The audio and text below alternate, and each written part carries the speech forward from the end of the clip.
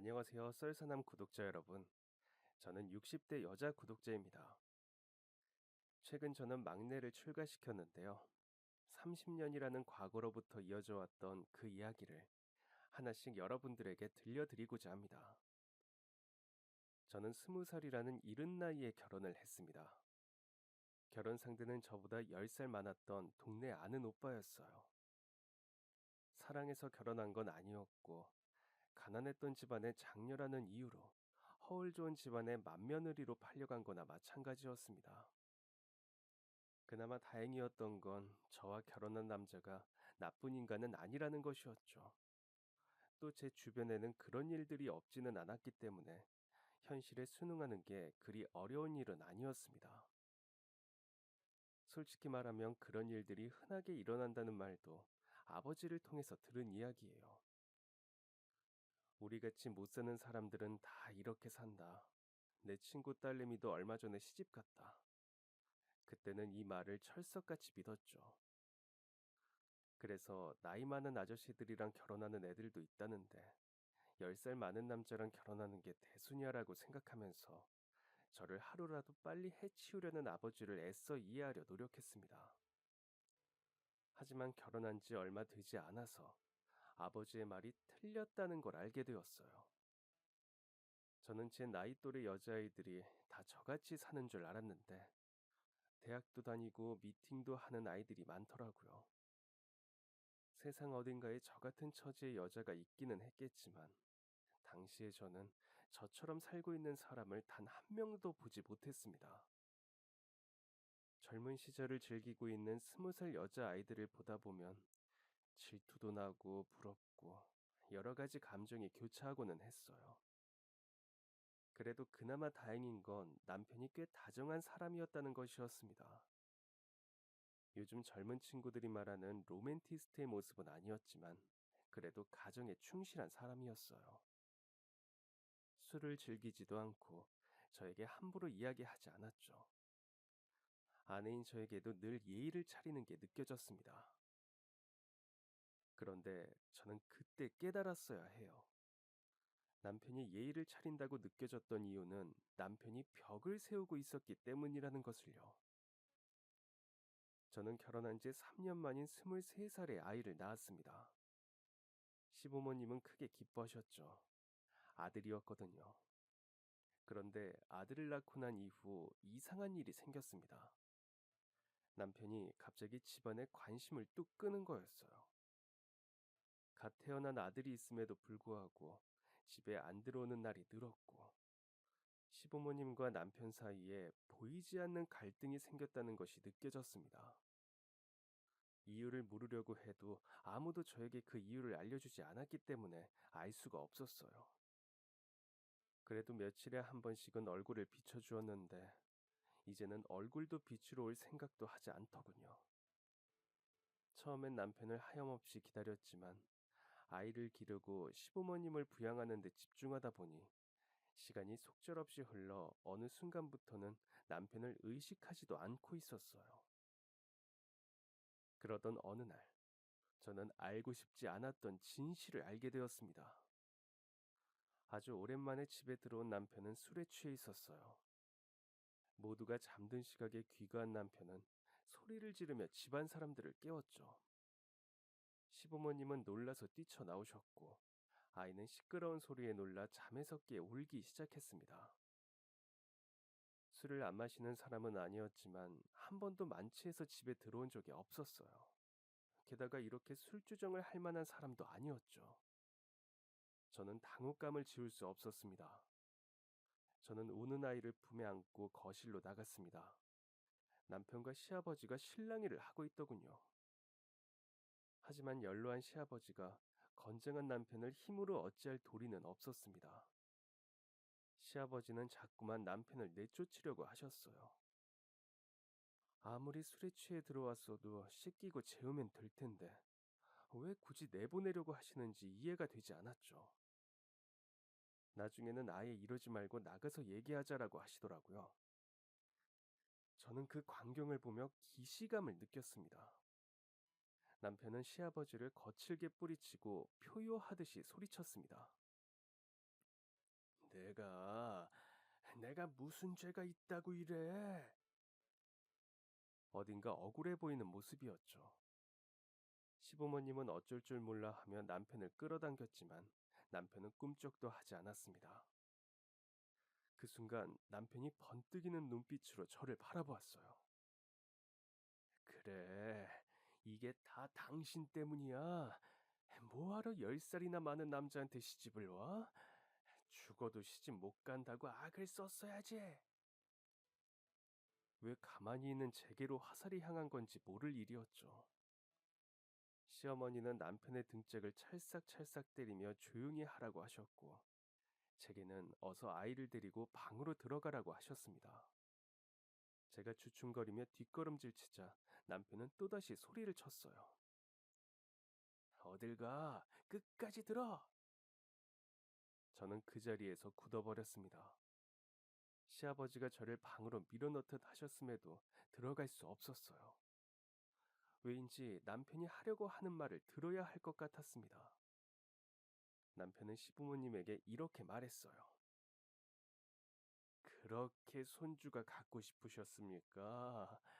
그깟 핏줄이 뭐라고 아들을 이혼까지 시켜요, 예? 누군가 제 머리를 치고 지나간 것 같았습니다. 나는 남편과 이혼한 적도 없고 이혼하고 싶었던 적도 없는데 이혼이라니.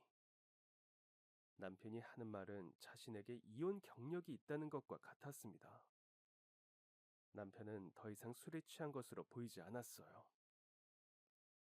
자식 못 낳는 며느리라고 쫓아낸 거라면서요. 나는 아내가 나한테 정이 떨어진 줄 알았어요. 하긴 잘 살던 와이프가 갑자기 이혼하자고 했을 때부터 내가 알아봤어야 했어. 그러니까 이 일을 정리해 보자면 남편은 한 번 결혼을 한 적이 있었고 갑작스럽게 전 아내에게 이혼 요구를 받은 거였습니다. 이혼하고 싶지 않았지만 아내의 요구로 이혼하게 된 거죠. 그때는 몰랐는데 자식을 낳지 못한다고 시부모가 지독하게 괴롭히셨더군요. 이 사실을 알고 나니 남편도 시부모님도 모두가 원망스러웠습니다. 왜 하필이면 아이를 낳은 이 시점에 이런 사실을 알려주는 건지. 아내에게 버림받았다는 상실감에 어쩔 수 없이 나를 아내로 받아들인 남편과 시바지가 필요해서 나를 며느리로 삼은 시아버지를 보니 구역질이 나더군요. 저는 그 자리에서 버티지 못하고 아이를 둔 채 뛰쳐나왔어요. 결혼 후 딱 2번 발걸음했던 친정에 가서 한동안 지냈습니다. 그 사이에 남편과 시부모님이 몇 번 찾아오셨지만 저는 이를 악물고 버텼어요. 아이가 너무나도 보고 싶었지만 그 사람들의 얼굴을 볼 자신이 없었습니다. 그렇게 일주일 정도가 지났을까요? 멀리 일하러 나가셨던 아버지가 집에 오셔서 자초지종을 들으셨습니다. 아버지는 저를 부르시고는 이렇게 말씀하셨어요. 남자가 이혼 한 번 한 게 무슨 흠이냐? 첩을 끼고 사는 것도 아니고 전 부인을 잊지 못해서 그러는 걸로? 아휴, 여자가 너무 그러는 거 아니다. 어? 여자가 질투가 심한 것만큼 보기 싫은 게 없어. 아버지 눈에는 이게 질투로 보이세요? 이혼한 건 그래. 그렇다 쳐요. 그런데 지금은 내가 아내잖아요. 나한테 조금의 미안함이 있었다면 적어도 내 눈앞에서 그래선 안 되죠. 할 말이 더 많았는데 저는 말을 잇지 못했습니다. 아버지가 손을 힘껏 올리더니 제 뺨을 내리치셨거든요. 쩍 하는 소리가 났고 살이 찢어지는 듯한 고통이 찾아왔습니다. 얼마나 세게 팔을 휘둘렀는지 저는 그만 중심을 잃고 옆으로 쓰러지고 말았어요. 씨바지로 시집 간 거면 그냥 입 다물고 살아. 이제 와서 뭐 어쩌라고 여기서 이래? 네가 이혼하면 애 딸린 이혼녀를 받아줄 집이 있을 것 같아? 이혼하고 이 집에 들어올 생각이었으면 당장 나가. 제가 왜 그 집안으로 시집 가게 된 건지 아버지는 다 아셨던 거네요? 그래. 그런데 그게 뭐, 응? 그게 문제라도 된다는 거냐? 네 엄마도 그렇게 시집 온 거야. 낳아주고 길러줬으면 그렇게 시집이라도 가서 집안의 보탬이 될 생각을 해야지. 저는 충격에 한동안 목소리를 잃었습니다. 아버지가 가부장적인 분이라는 건 알고 있었어요. 저를 그다지 예뻐하지 않는다는 것도 알고 있었고요. 어서 성인이 되어야 시집이라도 보낸다는 말을 어렸을 때부터 듣고 자랐기에 아버지가 서둘러 결혼을 준비하는 것도 이해했습니다. 그런데 아버지가 저를 물건처럼 생각하고 있다는 건 전혀 몰랐습니다. 그래도 자식이라고 생각하실 줄 알았어요. 저는 그대로 집을 뛰쳐나왔습니다. 정처 없이 걷다가 도착한 곳은 시댁이었어요. 참 자존심 상하게도 갈 곳이 없더라고요. 그나마 여기는 저를 받아줄 것 같아서 시댁으로 간 거였습니다. 그리고 제 아이가 많이 보고 싶기도 했고요. 시부모님은 저를 기다리고 계셨습니다.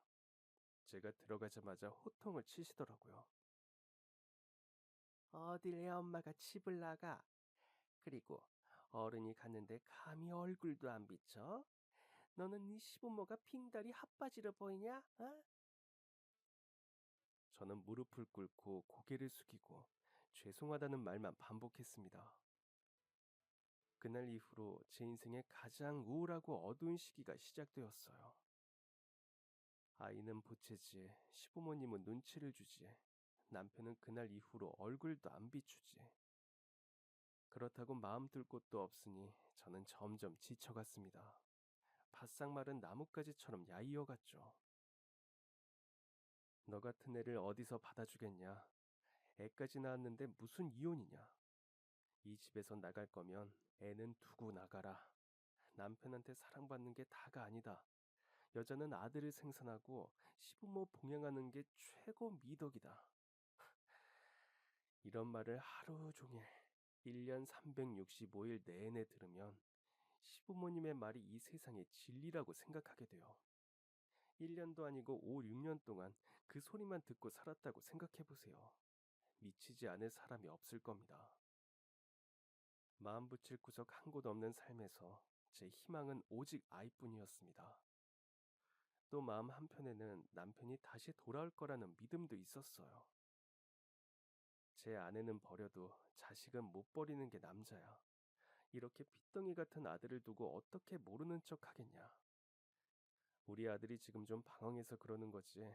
곧 돌아올 거다라는 시부모님의 말을 믿었거든요.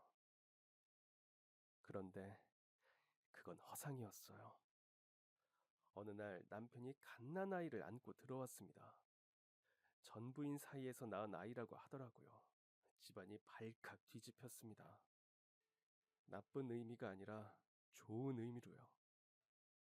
아이를 낳지 못하는 것 빼고는 집안 외모 등 빠질 게 없었던 전 며느리가 다시 돌아오는 게 반가웠기 때문이었죠. 그래도 제 아이도 남편의 자식이니 저는 미워할지언정 아이는 예뻐할 줄 알았습니다. 그런데 찬밥 신세가 되더라고요. 이혼해서 호적상 남인 여자가 본처의 자리를 꿰찼고 호적상 부부로 이름을 올린 제가 첩이 되고 말았습니다. 남편과의 이혼은 빠르게 진행되었어요. 당연히 아이도 제가 데리고 살게 되었고 콩할 만한 위자료만 받고 쫓겨나다시피 집 밖으로 나왔습니다. 친정에 손을 벌릴 수도 없었어요. 그때부터는 말 그대로 생존이었습니다. 굶어 죽지 않기 위해 뭐든 했어요. 아이를 품에 꼭 껴안고 노숙을 하는 경우도 있었습니다. 그러다 방 한 편 정도는 내어줄 수 있다는 과일집 사장님을 만나게 되었고 쪽방에서 지내며 일을 했어요. 그곳을 지나다니는 모두가 제 사정을 알았지만 도움을 받을 구석은 없었습니다. 다 같이 먹고 살기 힘든데 누가 누굴 도와줄 수 있었겠어요. 아무리 열심히 일해도 하루 벌어 하루 사는 신세를 벗어날 수 없었습니다. 아이에게 들어가는 돈은 점점 늘어나고 아이의 몸이 커지면서 쪽방에서 지내는 것도 벅차기 시작했죠. 한숨만 푹푹 쉬며 살던 중 한 아이가 시장 바닥에서 울고 있는 모습을 보았습니다. 얼마나 울었는지 목이 다 쉬었더군요. 시장 상인들이 모두 정리하고 돌아간 늦은 시간이었기 때문에 도와주는 사람 한 명 없이 울고만 있었던 거였어요. 쪽방으로 들어가던 저는 깜짝 놀라 네다섯 살 정도로 보이는 아이에게 다가갔습니다. 얘, 너 대체 무슨 일이니? 엄마 아빠 잃어버렸어? 아이는 엉엉 울며 고개를 끄덕였어요. 아이는 누가 봐도 좋은 옷을 입고 있었고 피부에는 광이 났습니다. 순간 이 아이를 그냥 데려가면 납치범으로 몰릴 수도 있겠다는 생각이 들었지만 자식을 둔 엄마 입장에서 이 아이의 부모가 아이를 얼마나 찾고 있을지 그 마음이 헤아려지더군요. 딱 봐도 애지중지 키워졌을 아이를 보니 버림받은 건 아닐 테고 보호자를 잃어버린 게 분명했습니다. 날씨가 추워서인지 아이는 오들오들 떨며 울고 있었고 저는 우선 아이를 데리고 쪽방으로 갔어요. 저는 따뜻한 물과 함께 이불을 건네주었습니다. 비슷한 또래의 제 아이가 있으니 마음이 조금 풀렸는지 따뜻한 차를 마신 아이는 금방 잠에 들었죠. 저는 아이가 잠든 것을 확인하고 곧장 경찰서로 가서 아이에 대해 알렸습니다. 그리고 그 다음 날 아이의 고모라는 사람이 찾아왔어요. 고모는 한눈에 봐도 부자였습니다. 아이는 막내 동생의 아들이었는데 오랜만에 만난 조카와 이곳저곳을 구경하다가 인파에 쓸려 아이를 잃어버렸다고 했죠. 시장 쪽에는 발걸음도 하지 않았는데 대체 어떻게 여기까지 흘러 들어온 것인지 영문을 모르겠다며 저에게 거듭 감사 인사를 건넸어요.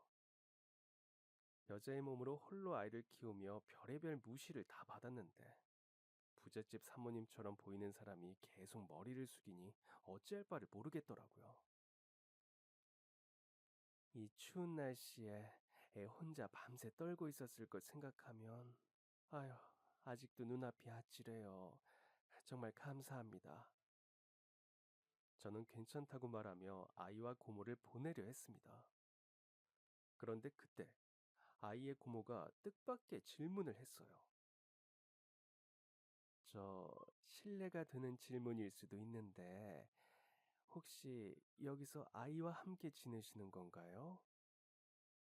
성인 두 명은 절대 못 놀 공간에 짐이란 짐은 우겨놓고 아이와 지내던 그 쪽방을 의미하는 것이었죠. 저는 얼굴이 시뻘개져서 서둘러 쪽방문을 닫았습니다. 아이고, 아이고, 그저 곤란하게 해서 정말 죄송해요. 에, 그냥 저는 정말 죄송해요. 괜한 이야기를 했죠. 아이를 돌봐주신 것에 대한 사례는 제가 충분히 하겠습니다. 정말 감사했습니다. 그렇게 그분은 서둘러 자리를 떠났습니다. 그런데 아이의 고모는 얼마 지나지 않아 다시 찾아왔어요. 그 후로 연락이 없길래 그냥 잊어버렸나 했는데 아주 깜짝 놀랄 만한 소식을 들고 왔더라고요. 아이의 고모는 저에게 자기 집에서 가정부로 일하지 않겠냐고 물었습니다. 조건도 파격적이었어요. 아이와 제가 지낼 만한 공간을 만들어 줄 거고 함께 일할 사람이 한 명 있으니 그 사람과 일을 나누어 하면 된다고 했죠. 상주 가정부이기 때문에 월급도 높았고 주기적으로 휴가까지 보장해 주었습니다. 솔직히 아이와 함께 머물 수 있는 공간만 마련된다면 월급이 좀 적어도 괜찮았을 거예요. 아이의 고모가 말하는 조건은 제가 거절할 수 없는 것이었습니다. 하지만 한 가지 의아한 부분이 있었어요. 그런데 이렇게 좋은 조건이라면 저 말고도 능숙한 분들이 하실 수도 있을 거예요.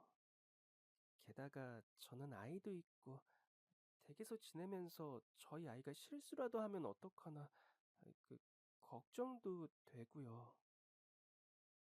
그러자 아이의 고모, 아니 사모님은 부드럽게 웃으며 이런 이야기를 들려주었습니다.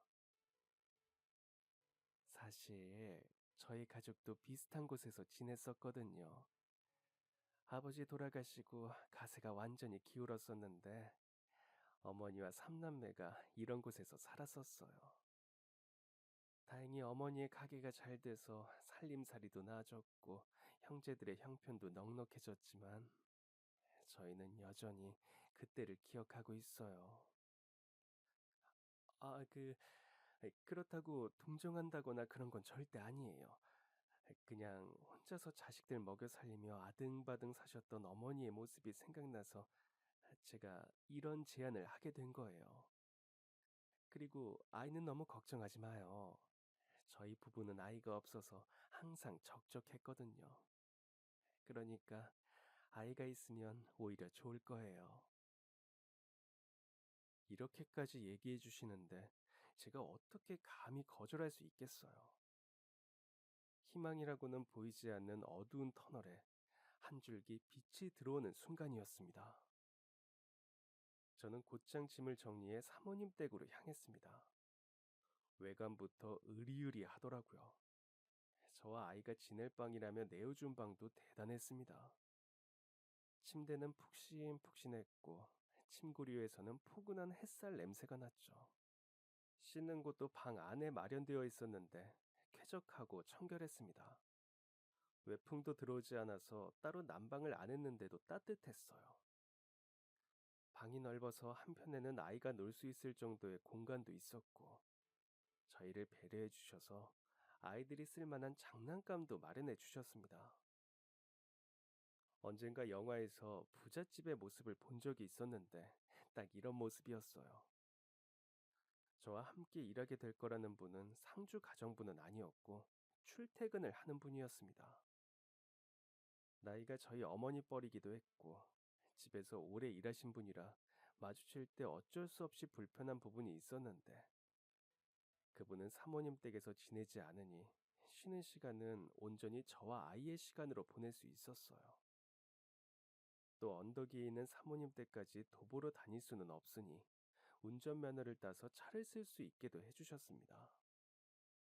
더 나아가서 쉬는 날에는 아이와 함께 놀러 갈 수 있도록 차를 빌려주시기까지 하셨어요. 처음에는 아이와 함께 있다는 것에 눈치가 보이기도 했습니다.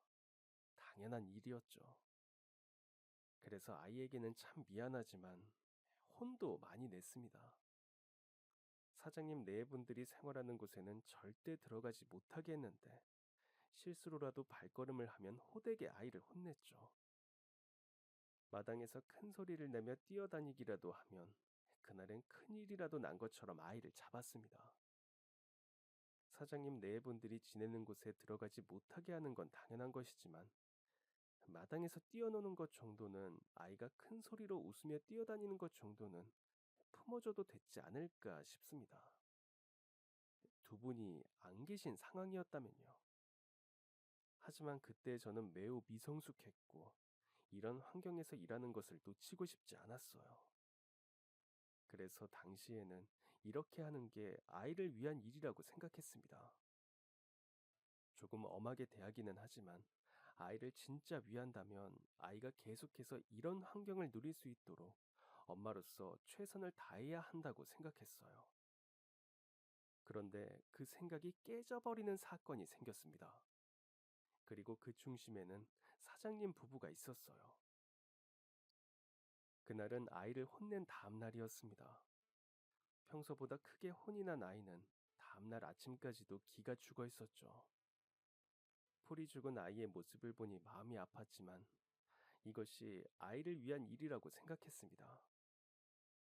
사장님 부부는 아이가 꼭 인사를 하고 학교에 가길 바라셨어요. 그래도 한 지붕에 사는 사이인데 하루에 한 번은 얼굴은 봐야 하지 않겠냐는 것이었죠. 그래서 아이는 본체와 지나는 방의 거리가 있음에도 매일 인사를 했습니다. 그러면 사장님은 좋은 꿈 꿨냐며 안부를 묻고 학교에 가는 아이에게 가끔은 용돈도 주셨죠. 그날도 마찬가지였습니다. 아이를 배웅하고 들어오니 사모님이 저를 부르시더군요. 착 가라앉은 목소리에 심장이 덜컹했습니다. 혹시라도 제가 무언가를 잘못했을까 봐요. 사모님은 저를 응접실에 앉히곤 손수 차를 내려주셨습니다. 사모님, 그런 건 제가 해도 되는데요. 괜찮아요. 이 정도도 제 손으로 못하면 되겠어요. 그렇게 말씀하시곤 저에게 차를 내어주셨습니다. 마른 입을 죽이고자 차를 홀짝이고 있는데 사모님이 이야기를 시작하셨어요. 어제 현우 심하게 혼냈죠. 저는 깜짝 놀랐습니다.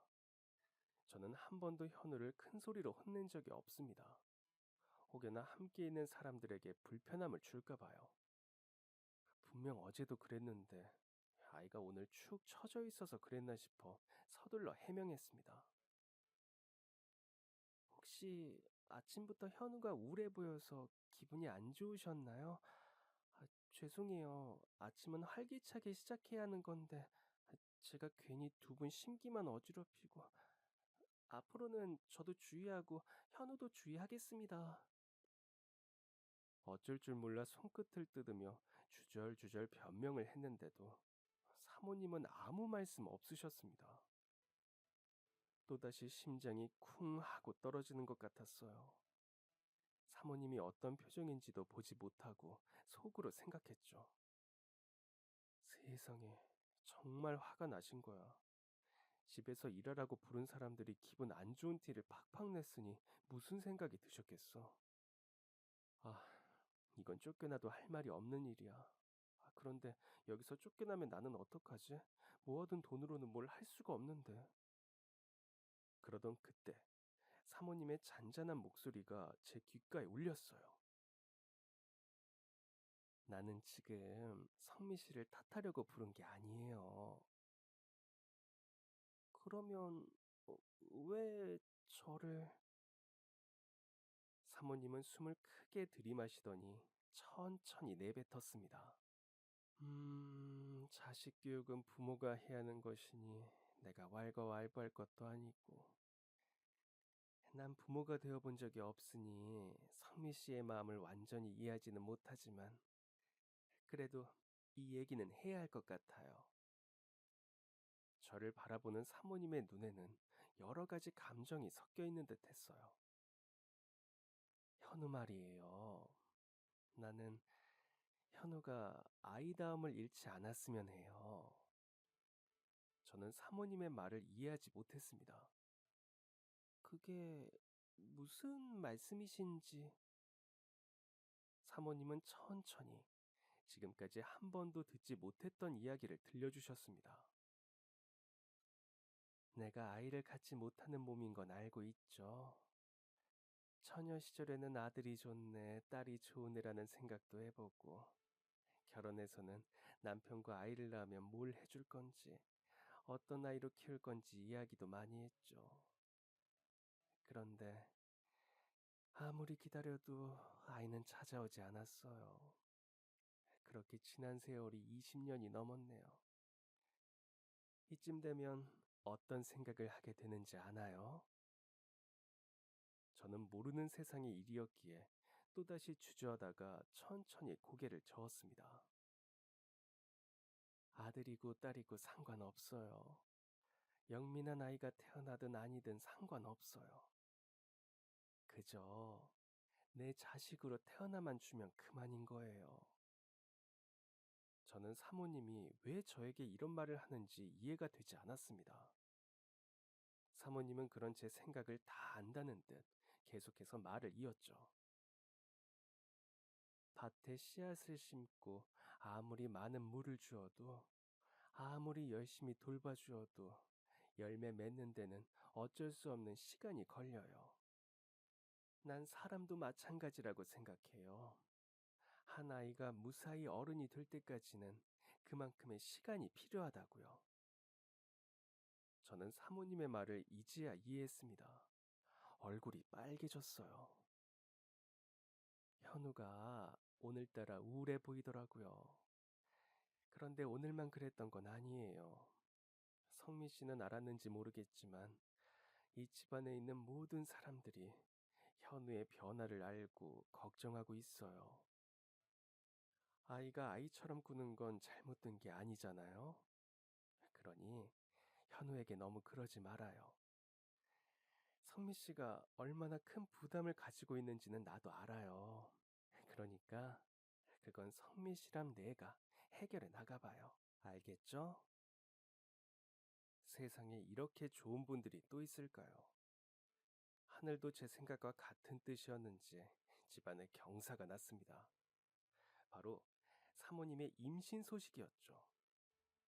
자녀를 갖는 건 완전히 포기한 상태였기 때문에 그 누구도 임신 소식을 선뜻 믿기 어려워했어요. 하지만 사모님의 배는 점점 불러왔고 사모님은 산모와 아이의 건강을 위해 대외 활동을 모두 멈췄죠. 아무래도 대단한 노산이었으니까요. 의사를 포함해 모두가 사모님과 아이를 걱정했지만 정말 다행스럽게도 아이는 건강하게 태어났습니다. 사내 아이였죠. 도련님은 건강하게 자라 5살이 되었고 어느덧 중학교에 올라간 제 아들 현우는 도련님을 친동생처럼 챙겼어요. 그런데 갑작스러운 사고가 터졌습니다. 저와 함께 일하던 가정부 한 분이 갑자기 일을 그만두시더니 집 안에 빨간 딱지가 붙기 시작했어요. 사장님은 집을 비우는 날이 많아지셨고 집은 경매로 넘어갔습니다. 임금을 줄 돈이 없으니 사모님은 저를 내보내려고 하셨습니다. 하지만 저는 한순간 돌아설 수가 없었어요. 부모와 남편에게 배신당했던 저를 구해준 게 바로 사모님이었으니까요. 하지만 사모님의 완강한 뜻을 거스를 수는 없었고, 저는 사모님 댁과 가까운 곳에서 지내며 사모 사장님의 근처를 맴돌았습니다. 그러던 중 충격적인 소식이 들려왔어요. 바로 사장님 부부의 부고 소식이었죠. 믿을 수가 없었습니다. 그렇게 탄탄한 사업체를 운영하던 분들의 회사가 한순간에 망하고 두 분이 목숨을 잃을 때까지 걸린 시간은 고작 3개월이었어요. 하늘도 무심하시지.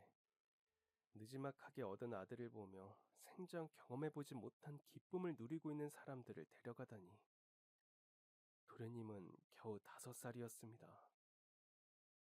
저는 장례식이 진행되는 내내 그 자리를 지켰습니다. 그러면서 알게 된 건 도련님이 집 안에서 천덕꾸러기 신세가 되었다는 것이었어요. 형제들이 어려운 시간들을 함께 겪으면서 자라 돈독한 줄만 알았는데 그게 아니었더라고요. 결국 제가 도련님을 데려다 키우게 되었습니다.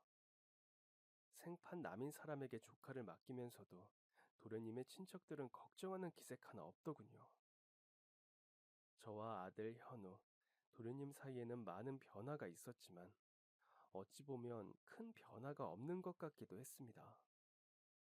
아들이 도련님에게 워낙 잘했다 보니 도련님도 아들을 잘 따랐고 저는 도련님의 아기 때부터 함께 해온 사람이었으니 도련님은 저 그리고 아들과 함께 있는 상황을 어색하지 않았어요. 다만 한 번씩 부모님을 찾기는 했습니다.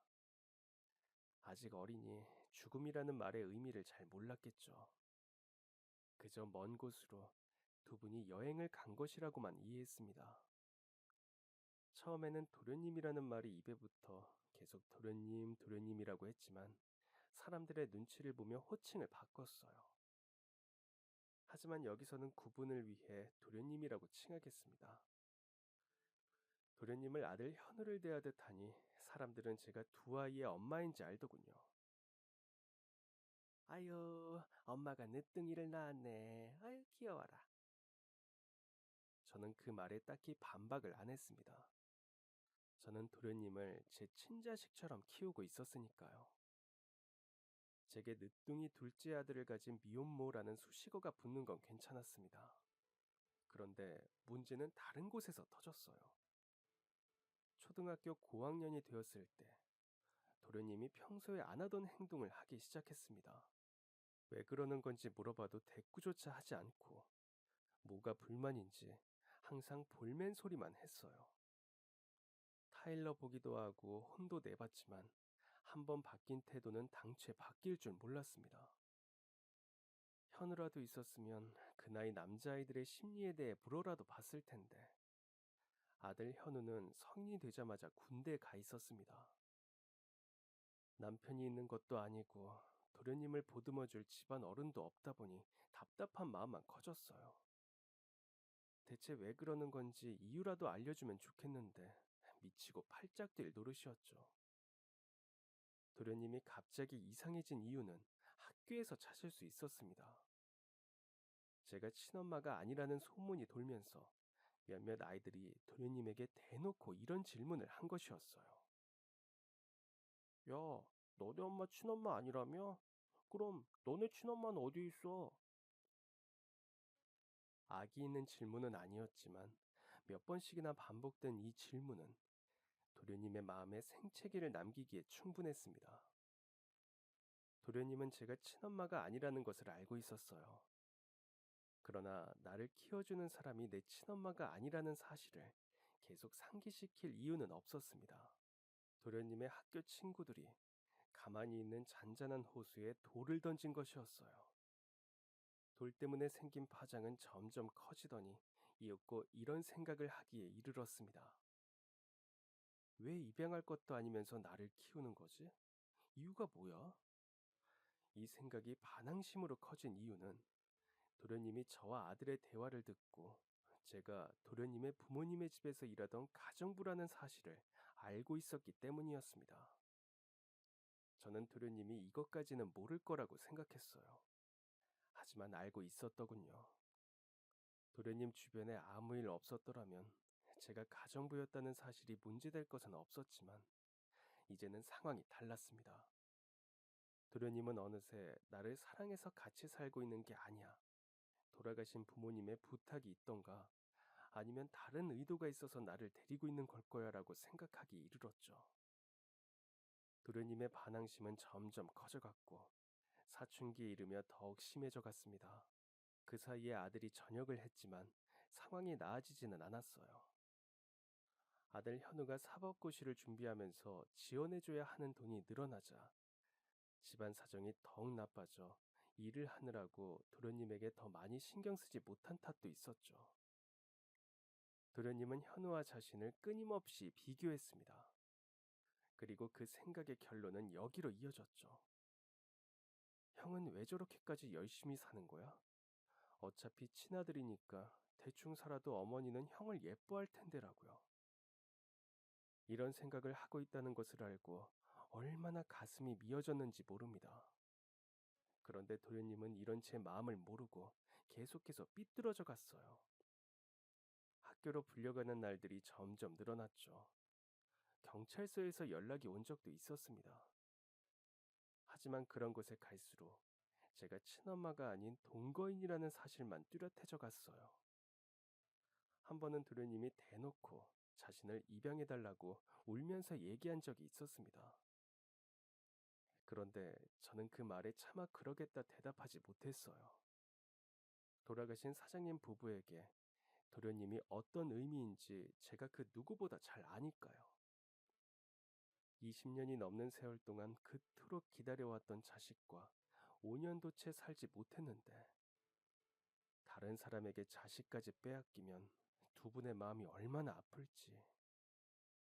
그 마음을 상상해보면 도련님의 요구에 그러자고 대답하기가 어려웠습니다. 도련님이 어머니의 뱃속에 있었을 때, 태어났을 때, 두 분이 얼마나 행복해 하셨는지를 직접 제 눈으로 보았으니까요.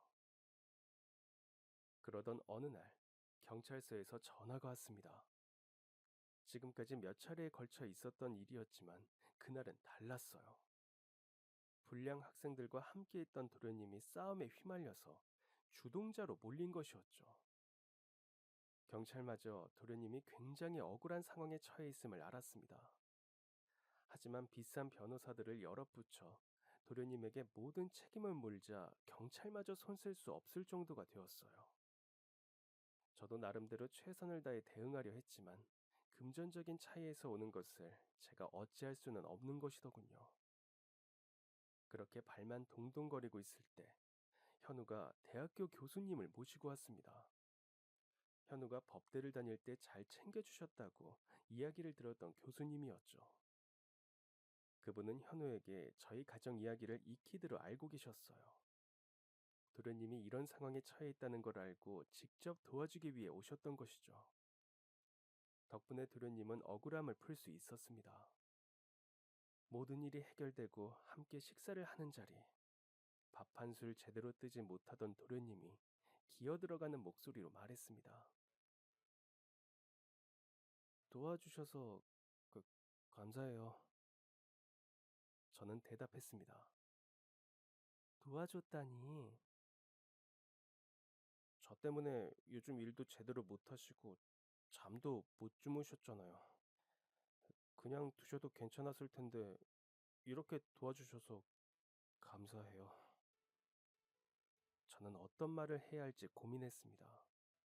섣불리 말했다가는 도련님이 상처를 받을 것 같았거든요. 그런데 그때 아들 현우가 도련님의 뒤통수를 탁 하고 쳤습니다. 저와 도련님 둘 다 눈이 동그래져서 아들을 쳐다봤어요. 야 임마, 말이 되는 소리를 해야지. 네가 소년원 들어가게 생겼는데 그걸 그냥 둬도 됐다고? 어떤 정신 나간 가족이 그걸 그냥 두고만 봐. 너 도대체 무슨 생각을 하고 사는 거냐? 어른들이 도와주려고 하면 감사합니다 하고 해결해 주길 기다리면 되는데 왜 네가 나서서 해결하려는 거야? 넌 나랑 어머니가 그렇게 못마땅해? 도련님은 지금 이 상황이 이해가 되지 않는 듯 했어요.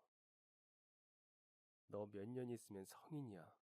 언제까지 피해의식에 찌들어서 살래? 형이 너 무슨 생각하고 사는지 몰랐을 것 같아? 시간이 지나면 정신 좀 차리겠지 했는데, 아휴, 이건 뭐 그냥 둬봤자 답도 안 나오겠네. 뭐라고? 형이, 형이 내 마음을 알아? 형이 내 상황 겪어봤냐고? 난 네가 아니야. 당연히 네 마음을 모르지. 그런데 어떻게 그렇게 함부로 말해? 내가, 내가 무슨 피해의식에 찌들었다는 건데? 그럼 아냐? 너 양심에 손을 얹고 생각해봐. 어머니가 단 한 번이라도 너랑 날 차별한 적이 있어? 그, 그게 뭐가 중요해? 형은 친자식이고, 난, 난 그냥 남이잖아. 하다못해 양자도 아니라고.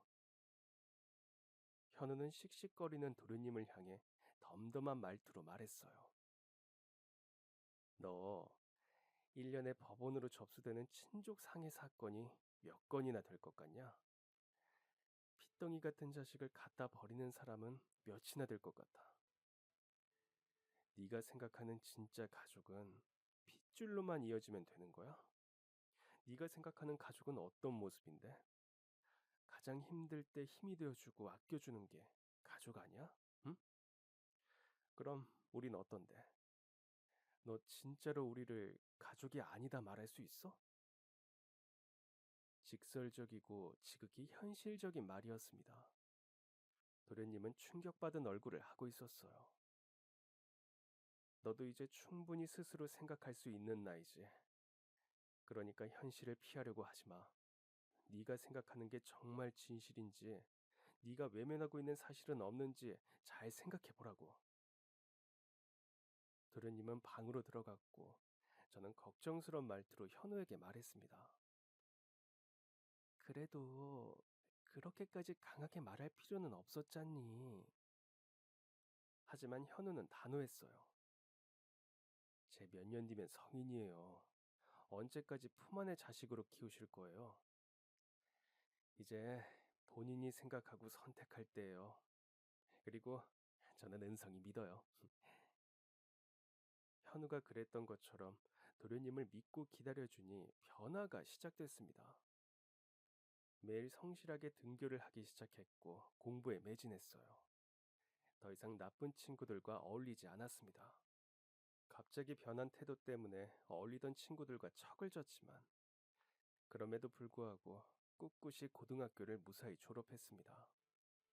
그리고 재수 끝에 현우가 졸업한 법대에 입학하게 됐어요. 그 사이에 현우는 사법고시에 합격해 변호사가 되었죠. 시간이 흐르며 현우는 결혼을 하여 아이도 낳았고 도련님도 변호사가 되어 안정적인 직장 생활을 시작했어요. 그렇게 2년 정도가 지났을까요? 도련님이 예쁜 아가씨 한 명을 데리고 왔습니다. 여자를 데려온 건 처음이었는데 결혼할 사람이라고 하더군요. 저는 두 사람을 축복했죠. 그런데 도련님이 뜻밖의 이야기를 했습니다. 바로 상견례에 같이 가달라는 부탁이었어요. 저는 친부모도 아닌 제가 그곳에 갈 자격은 없다고 말했죠. 하지만 도련님의 뜻은 완강했습니다. 저는 낳아준 부모만 부모라고 생각하지 않아요. 저를 길러주신 분이 제 어머니가 아니라면 대체 누가 제 어머니겠어요. 그러니까 부디 저랑 같이 상견례를 가주세요. 저를 키워주신 분이 어떤 분이신지 그쪽 분들에게도 보여드리고 싶어요. 저는 며칠 동안 머리를 싸매고 고민한 끝에 도련님과 함께 상견례장으로 향했습니다. 도련님의 아내 될 사람의 부모님은 기품이 넘치는 분들이었어요. 아무것도 없이 시작해서 큰 성공을 이룬 사업가 집안이더군요. 자연스럽게 대화 주제가 두 아이들의 어린 시절 이야기로 넘어갔는데 이젠 이 이야기를 꺼낼 때가 되었다고 생각했습니다. 제가 은성이의 친엄마가 아니라는 걸 알고 계신다고 들었습니다. 친부모도 아니고 피가 섞인 친척도 아닌 제가 상견례 자리에 이렇게 나와서 불편하실 수도 있을 것 같습니다. 혹시나 그렇게 생각하셨다면 정말 죄송합니다. 이렇게 말하자 두 분은 손사래를 치며 그렇지 않다고 말했습니다. 아이고, 무슨 그런 말씀을 하세요.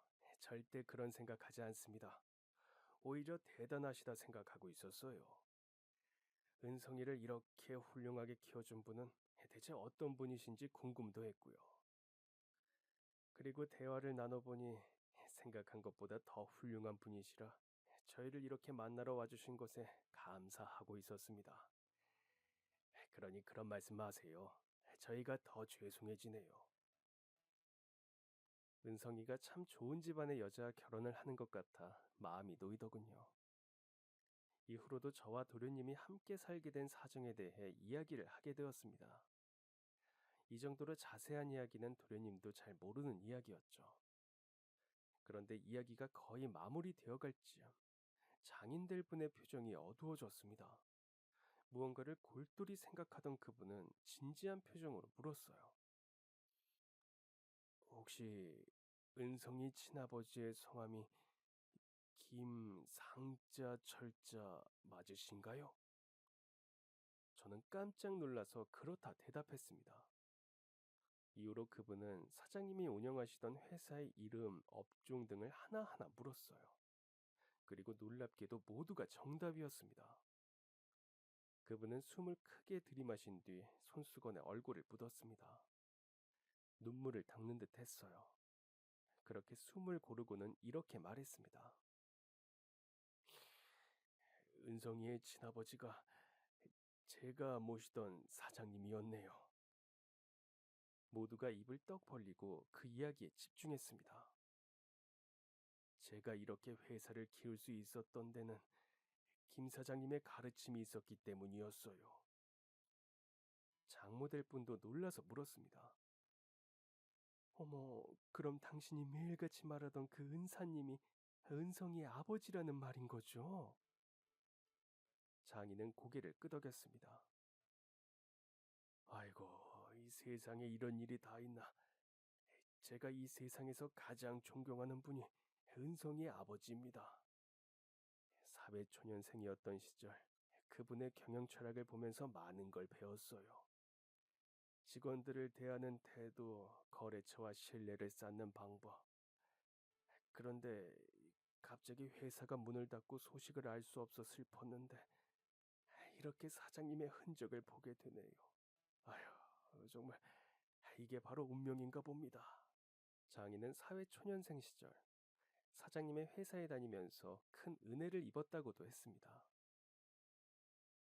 입사한 지 얼마 되지 않아서 어머니가 쓰러지셨고 이후에 막내 동생이 쓰러졌습니다. 큰 병에 걸린 사람이 집안에 둘이나 있게 되니 가세는 기울기 시작했고, 저와 형이 아무리 열심히 일을 해도 어머니와 동생의 수술비를 마련할 수가 없었어요. 더 이상 수술을 미룰 수 없었기에 사치라도 써야 하나 고민하던 중 누군가가 수술비를 전액 내주었다는 연락을 들었습니다. 저는 입을 막으며 말했습니다. 설마... 네, 맞습니다. 사장님이었어요. 그때의 감격은 이루 말할 수가 없어요. 또 너무 놀라서 온몸에 소름이 돋을 정도였습니다. 당시 저는 회사에서 일한 지 몇 개월밖에 안 된 말단 직원이었거든요. 그런데 그런 저를 위해 그 큰 돈을 선뜻 내주셨다니. 그날 이후 이 회사에 뼈를 묻겠다고 다짐했고, 회사를 위해 정말 열심히 일했습니다. 사장님이 안 계셨다면 저는 지금까지 빚쟁이들에게 쫓기고 있을지도 몰라요. 그럼 아내를 만나지 못했을 거고, 우리 딸도 이 세상에 없었겠죠. 저에게 사장님은 단순히 월급 잘 주는 사장이 아니었어요. 집안의 은인이었습니다. 아유, 그런데 그런 사장님의 아들이 제 사위가 된다니 참. 이게 얼마나 감사한 일인가요? 도련님은 눈물을 흘리고 있었습니다. 자신이 모르던 친부의 이야기를 처음 들은 거니까요. 저도 놀라웠는데 도련님은 어떨까요? 이후 장인어른은 오랫동안 살며 이곳저곳에 세월의 흔적이 남은 저희 집을 전체 리모델링 해주었고, 아들 현우에게는 좋은 차를 선물해 주었죠. 둘이서 작게 시작하고 싶다던 도련님에게는 아파트 하나를 해주었고 말이죠. 도련님은 세상에서 가장 사랑받는 사위일 것입니다. 저 또한 가장 존경받는 사돈이겠죠. 도련님, 아니, 이제는 제 아들이 된 은성이에게 행복하냐고 물은 적이 있습니다. 은성이는 자신이 이 세상에서 가장 행복한 사람일 것이라고 자신 있게 말했죠. 은성이는 결혼 후 저의 정식으로 아들이 되었습니다. 참 멀리 돌아왔네요. 60이 넘은 지금 이렇게 사연을 적으며 제 인생을 돌아보니 참으로 많은 일이 있었구나 싶습니다. 힘든 시간도 많았지만 결국은 이렇게 행복한 사람이 되었으니 세상엔 감사하지 못할 것이 하나도 없는 듯합니다. 그럼 지금까지 사연 들어주셔서 감사합니다. 사연이 재밌으셨다면 구독과 좋아요 부탁드려요. 감사합니다. 안녕히 계세요.